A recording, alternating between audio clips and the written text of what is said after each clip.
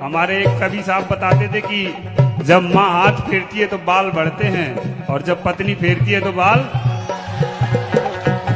और ये भाई साहब कह रहे कि उनको देख के लग रहा पड़ोसन ने फेरा है। तो हम क्या कह रहे कि रंग लाल पीले हैं और काले, अरे हम हैं बुंदेलखंडी पुलिस वाले ने ना बंदे लागे।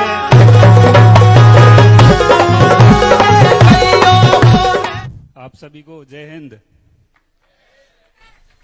जय बुंदेलखंड। बहुत बढ़िया।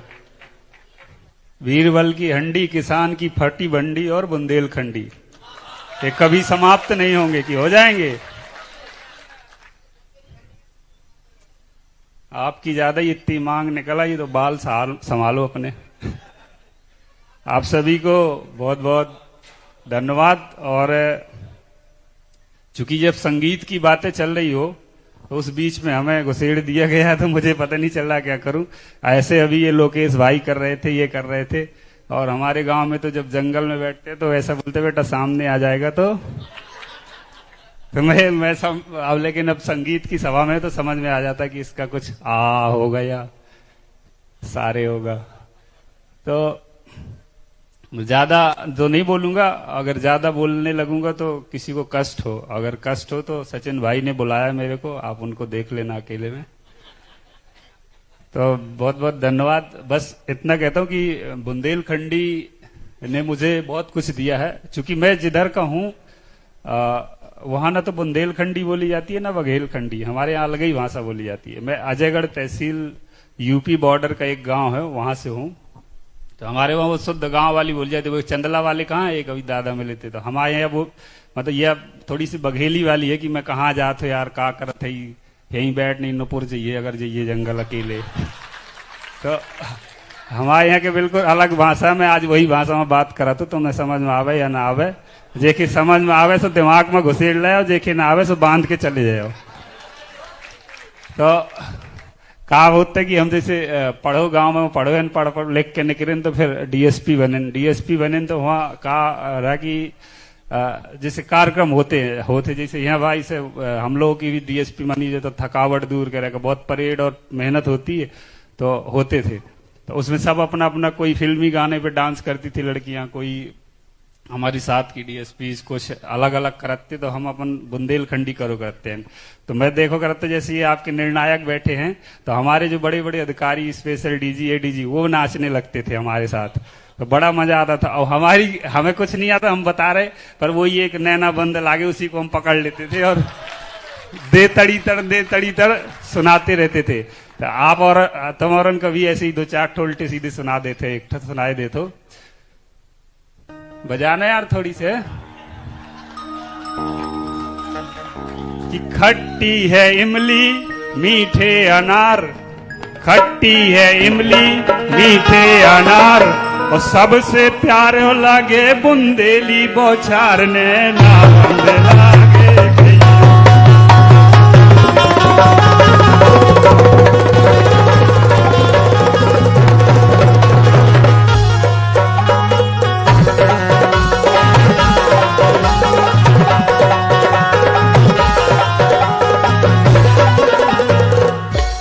बेतवा का तीर और छाए धाम, बेतवा का तीर और छाए धाम, सबई जनन को हमारी राम राम ने नाम।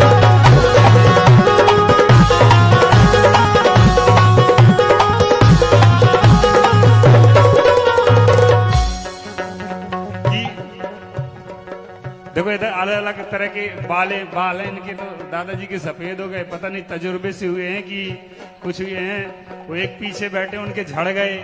हमारे एक कवि साहब बताते थे कि जब माँ हाथ फेरती है तो बाल बढ़ते हैं और जब पत्नी फेरती है तो बाल। और ये भाई साहब कह रहे कि उनको देख के लग रहा पड़ोसन ने फेरा है। तो हम क्या कह रहे कि रंग हैं लाल पीले और काले। देखो कपड़े ही देख लो कि रंग लाल पीले हैं और काले, अरे हम हैं बुंदेलखंडी पुलिस वाले ने ना बंदे लागे।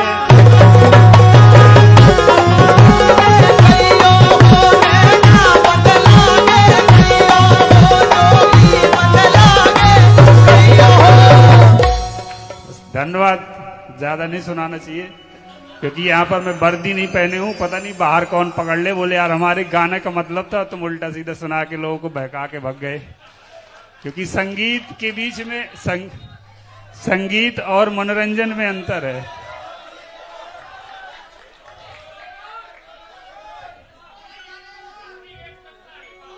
क्या चंदलाई वैसा यार वो मत पूछ नहीं, मुझे बहुत लगा। देखो अभी एक बिटिया हमारे पन्ना की थी, कहाँ है भाई, वो क्या नाम था अभी, वो शक्ति थी, वो एक वो गा रही थी, वो आज मोरे अंगना में रंग बरसत है। वो मेरी शादी की तस्वीर है, शायद बहुत लोगों को याद होगी, आई होगी, वो साइकिल वाइकिल वाली एक आई थी। मेरे को जब वो गीत आता है ना, ये बनरा गीत, और वो तो पूरे मतलब फिर से लगता है एक बार शादी कर लूं, लेकिन फिर पत्नी को याद आती है, पत्नी तो लगता है अगले जन्म में भी ना शादी करनी पड़े तो अच्छा है। सचिन भैया हंस रहे, कह रहे मैं भी नहीं अगले जन्म में करूंगा। जो शादीशुदा है वो अच्छे से समझ रहे हैं, जो शादीशुदा उनकी अभी भी अंदर से हंसी फूटती जा रही है।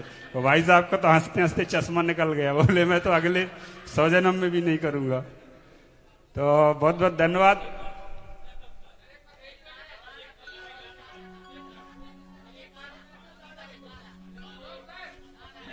गाना मेरे को आता ही नहीं, मैं बोलते रहा हूं।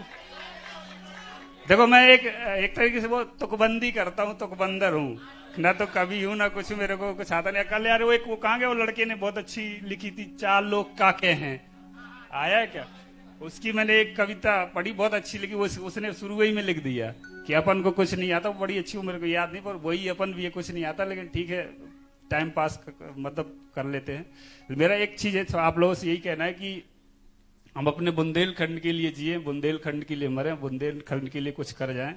मैं बड़ी व्यस्तम नौकरी में से बड़े सचिन भाई ने बोला कि आना पड़ेगा, इसलिए इस बार आया कैसे भी करके, और इसके लिए मैं चाहूंगा कि एक बार हम अपने बुंदेलखंड के लिए जोरदार ताली बजाएं। बुंदेलखंड में बहुत बड़े बड़े लोग हुए, लेकिन मुझे लगता है अभी तक बुंदेलखंड के लिए किसी ने कुछ खास किया नहीं है, और मेरी इच्छा है कि कोई बुंदेलखंड के लिए करे, और इतना कुछ करेगा, अगर बुंदेलखंड की बात आएगी कि कुछ अच्छा होने वाला हो तो मैं नौकरी छोड़ के उसमें कूद जाऊंगा। क्योंकि जो अभी पूर्व मुख्यमंत्री जी वो बता रहे थे कि बुंदेलखंड की सीमाओं का बहुत सारी बात है, अगर आप टोटल मिलाओगे तो लगभग कितने जिले हो रहे, 16 जिले मिला के एक छत्तीसगढ़ राज्य बना था। मैं ये नहीं कह रहा कि बुंदेलखंड राज्य बनना चाहिए, बाकी आप लोग समझ गए होंगे क्या कहना चाह रहा हूं। तो 16 जिले मिलकर क्या बन सकता है, बुंदेलखंड बन सकता है। और मुझे लगता है जैसे एक छोटा जिला बनता है, निवाड़ी जिला, कौन कौन ने नाम सुना होगा सभी ने, तो वो बहुत छोटा सा जिला था, लेकिन जब जिला बना तो वहां का बहुत विकास हुआ। मैं देखता हूँ कितना विकास हुआ। जब मैं 2021 में पहुंचा था, 18 में बना था, वहां दादा को सुना है मैंने 1-2 जगह गांव में भजन करते हुए, लेकिन आपके हम वर्दी पहन के पहुंचे थे, एक बार आप गांव में गा रहे थे तो आपने बंद कर दिया था हमारे डर के कारण। कोरोना के बाद की बात, कोरोना में पुलिस ने, आप समझ रहे हो, कि पड़ी होगी उसको याद होगा, तो उसके बाद कोरोना के बाद पुलिस का थोड़ा सा कुछ दिन तक डर चला, फिर वही भाईचारा चलने लगा। हाँ दादाजी कह रहे कोरोना के बाद पुलिस ही खतरनाक थी। बिल्कुल भैया, आपको प्रणाम। तो बहुत बहुत धन्यवाद। और मैं बस बहुत देर से सुन रहा हूं, मैं श्रोता बन के आया था आज, और सुनूंगा। अब ज्यादा टाइम मत लो यार, मैं तो फिर फालतू। कौन सी वाली, कोई भी तुकबंदी वाली, चलिए ठीक है। मैं आप सब लोग बड़ा मैं प्रेरणा की बातें करता हूँ, मैं अपनी माँ की 2 लाइनें जरूर सुना देता हूँ। ये गीत उद वाली बातें नहीं, ऐसी है सिंपल। और फिर ऐसे सुनना हो तो मैं तो 50 जोड़ के सुना दूंगा।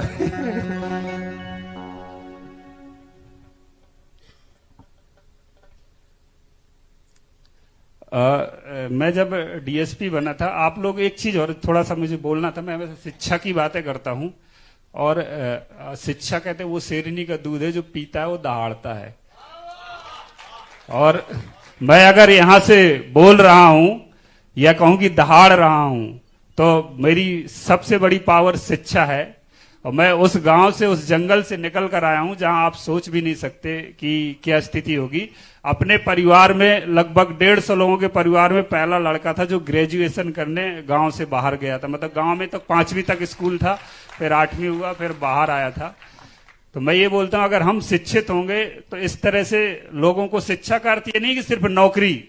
जब हम शिक्षित होंगे तो हमारी विचार बढ़ेंगे, हम दूसरे की भावनाओं को समझेंगे, हम एक संगठन भी बना सकते हैं अच्छे लोगों का। अब जैसे बहुत बात करें कि सचिन भैया इतना सारा प्रोग्राम कर रहे हैं, अब जिसमें विज्ञापन चल रहा है, क्या ये बुंदेलखंड वालों के होंगे? आर्थिक सपोर्ट क्या सभी बुंदेलखंड वालों ने किया होगा सचिन भाई को? बताओ। अगर वो शिक्षित नहीं होते, उनने एक इतना अच्छा ये मंच नहीं किया होगा। फेसबुक की बात आई, वो फेसबुक से यहां तक पहुंचे। मैं चाहूंगा एक बार ताली बजाइए उनके लिए, उसको नहीं भूल सकते हम। तो फेसबुक किसका वो है आविष्कार? अंग्रेजी का है, अंग्रेजों का है कि नहीं है? लेकिन हम उस संसाधन का उपयोग करें। अगर वो पढ़े लिखे नहीं होते, शिक्षित नहीं होते, तो ये प्लेटफॉर्म मुझे नहीं लगता कि आज यहां पहुंच पाता। तो हम अपने बच्चों को अच्छी शिक्षा दें। मेरे माता पिता का मैं हमेशा कहूंगा कि मेरे पहले भगवान माँ बाप है, जिनने मुझे पढ़ाया लिखाया, जबरदस्ती मार पीट कर, ठोक पीट कर, और जब नहीं पढ़ते थे तो नींबू के पेड़ से बांध देती थी, बढ़िया बंदर की तरह ऐसे घुमाती थी। तो फिर हम स्कूल जाते थे। मैं जिस दिन डीएसपी बना था उस दिन मेरी माँ के जो शब्द थे, मैं आज फिर एक बार आप लोगों से कहता हूं कि ऐ गरीबी देख तेरा गुरूर टूट गया, तेरा मुंह काला हो गया। ऐ गरीबी देख तेरा गुरूर टूट गया, तेरा मुंह काला हो गया। तू मेरी दहलीज पर बैठी रही और मेरा बेटा पुलिस वाला हो गया, मेरा बेटा पुलिस वाला हो गया। बोली भारत माता की जय हिंद। सभी बुंदेलखंडियों को मेरा सलाम। अब अपने सपनों की पढ़ाई कीजिए अपने ही शहर के पास। सागर शहर से मात्र 12 मिनट की दूरी पर स्थित है ज्ञानवीर विश्वविद्यालय, जहां आपको मिले सुविधाजनक बस सेवा, आधुनिक कैंपस इंफ्रास्ट्रक्चर, अनुभवी शिक्षकगण और एक उज्जवल करियर की गारंटी। यहाँ उपलब्ध है प्रमुख पाठ्यक्रम जैसे management, pharmacy, agriculture, engineering, law, fine arts, hotel management, संगीत और नृत्य, पत्रकारिता और जनसंचार, परफॉर्मिंग आर्ट्स, जनरल कोर्सेज, शारीरिक शिक्षा, योग, पीएचडी सभी विषयों में। नए सत्र के लिए प्रवेश प्रारंभ हो चुके हैं। अधिक जानकारी के लिए संपर्क करें 977-0-522-117 या 977-0-523-279।